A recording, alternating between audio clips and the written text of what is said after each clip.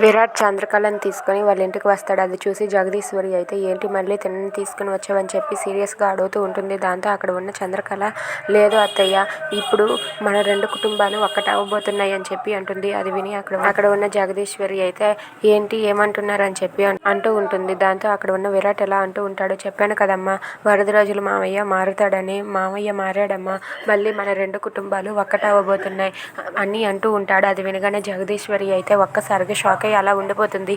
మీరు మాట్లాడేది నిజమేనా, నేను వింటున్నది నిజమేనా, మా అన్నయ్య మారాడా అని చెప్పి అనుకుంటూ ఉంటుంది.